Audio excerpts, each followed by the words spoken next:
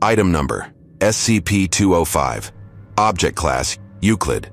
Special Containment Procedures: SCP-2051 and SCP-2052 are contained within Chamber 52 at Site-23, under regular observation via the adjoining observation room.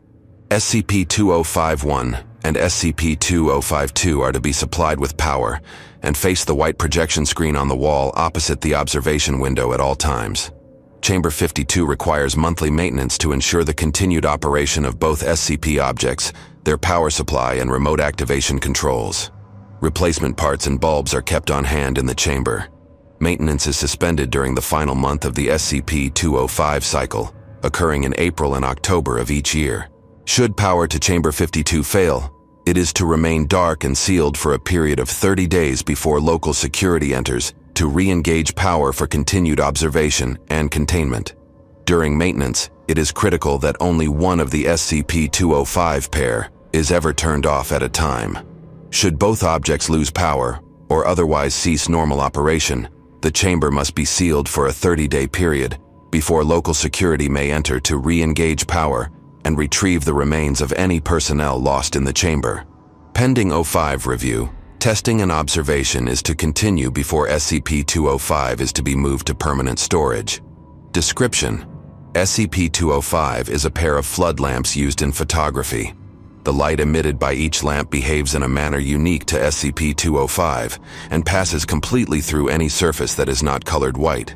Once the light contacts a white surface, it scatters and reflects as normal and loses any unnatural properties. If the light continues uninterrupted through any matter, otherwise casting no shadow, each lamp will display an unidentified young woman's shadow upon any flat white surface, such as the projection screen in Chamber 52. Whether or not this shadow corresponds to anyone living or dead has yet to be determined, although the shadow appears to reenact a specific series of events leading up to the woman's death. Even if the lamps are slightly moved, the shadow remains distinct and does not lose focus or move along with the one lamp or the other. Only one shadow is cast, although a physical person standing before two lamps would actually cast two shadows. When supplied with steady power and maintained, the SCP-205 pair will go through a 6-month cycle that ends on April 30th and October 31st of each year. Neither the inclusion of an extra day during a leap year nor intermittent operation failures change these dates. Thus, SCP-205's cycle appears to be tied to the standard calendar rather than a set passage of time. SCP-205 will shut off at midnight on the final day of each cycle. Any persons entering or already inside Chamber 52 when the lamps are both turned off are violently assaulted by forces unseen in a manner consistent with the fate suffered by the Shadow Woman, regardless of any other light sources in the room. If the lamps are shut off at the end of a standard 6-month cycle, they can be remotely activated to immediately end the danger and begin a new cycle. If the lamps cease operating for any other reason, Chamber 52 will remain dangerous and must remain sealed for at least 30 days, regardless of the status of SCP-205 itself. During a dangerous phase, any equipment in the room is often ransacked, but although SCP-205 itself has sometimes been moved, the lamps are never damaged. On 2 occasions, data expunged were carved into the walls. This strongly implies that data expunged, displaying an awareness of current containment procedures. Overview of SCP-205's cycle. For the first month of operation, SCP-205 will display a still image of one woman in a provocative pose. Although variances have been noted in the pose and clothing of the woman, the individual displayed appears to be distinct and consistent through all cycles. During the last week of the first month, the shadow will begin to move slightly, as if the individual is shifting her weight or becoming uncomfortable. Her hair and clothing will be observed to flutter in ways that do not correspond to any movement of the atmosphere within Chamber 52. By the end of the first calendar month, the shadow will break her pose and spend the next 8 hours moving through a series of poses that imply a photography session, complete with clothing changes and short breaks, sometimes including a meal.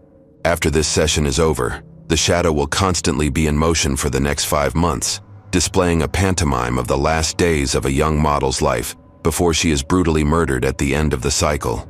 The shadow of the woman never moves beyond the boundaries of the projection screen. The shadows of objects that the woman appears to be interacting with do not appear unless they are being picked up or carried, and with the exception of the final month of the cycle, any other individuals that the shadow appears to be interacting with are not seen. Although the cycle is slightly different each time, certain consistencies are observed. The individual portrayed appears to have taken up photography as a hobby in addition to being a fashion model. Her behavior implies a great deal of social interaction, although with a lack of intimacy and behavior that indicates living alone rather than with family or a partner. One implied sexual encounter with an unseen partner occurs in the second or third month of the cycle, and exactly 66 explicit sexual encounters occur in the final month of the cycle. During the last month of the cycle in April and October, shadows distinct from the young woman are displayed. These shadows all have exaggerated nude male physiques and horns projecting from the cranium, although no phallus is ever observed, even during the sexual displays that take up the final days of the cycle. Only one shadow appears at first, interacting with the woman in a manner suggesting that they have met at a party or social gathering. The woman does not appear to notice the unusual nature of the other shadow, and plays out a series of varying romantic interactions with it. The horned shadow will return to dine with the woman, engage in silent conversations, and accompany her on outings. One recurring event involves the horned shadow, introducing the woman to at least 2 other identical horned figures. After the second week of the month, the woman will take photographs of one or more of the horned shadows during one of their outings, always with a non-digital camera that has been consistent through all observed viewings of the SCP-205 cycle. After this event, explicit sexual encounters will begin between the woman and one of the figures, increasing in intensity and frequency until the end of the 3rd week. During the final week of the month, the woman appears to develop the film in her camera for the first time since photographing the horned shadows. Her reaction to the photographs is one of shock and horror, and her movements afterwards suggest that she attempts to flee and seek shelter behind a locked door, presumably in her home. There she is encountered by multiple instances of the horned shadow figure, which assault her repeatedly for the remainder of the week. It is strongly implied that she is killed during this process, although the assaults will continue until the end of the cycle. On the last day of the cycle, one of the horned shadows begins to grow larger, in a manner suggesting that the figure casting it is approaching the SCP-205 lamps directly. It will eventually overcast all other shadows, and at this time both lamps will be physically turned off regardless of any modifications made to prevent a halt in operation. Addendum: SCP-2051 has been in the Foundation's possession since. SCP-2052 is identical in every way, including the serial number. It was discovered in a ransacked motel room on. No sign of the identity or whereabouts of the occupant have been found, although a camera similar to the one displayed in the 6th month of the SCP-205 cycle was also recovered.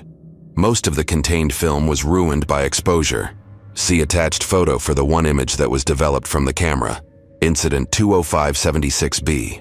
On 28th of October, SCP-2052's bulb burnt out. Researcher was sent into Chamber 52 to replace the bulb during one of the climactic assaults. Upon the opening of Chamber 52's door, all horned shadow figures within view ceased their activity and turned towards the door. Researcher resealed the chamber and refused to enter to perform maintenance. Shadow figures did not resume their usual activity for approximately 3 hours. Incident 20577-A. On 28th of April, SCP-2052's bulb exploded. Shadow figures all ceased activity and looked towards the chamber door.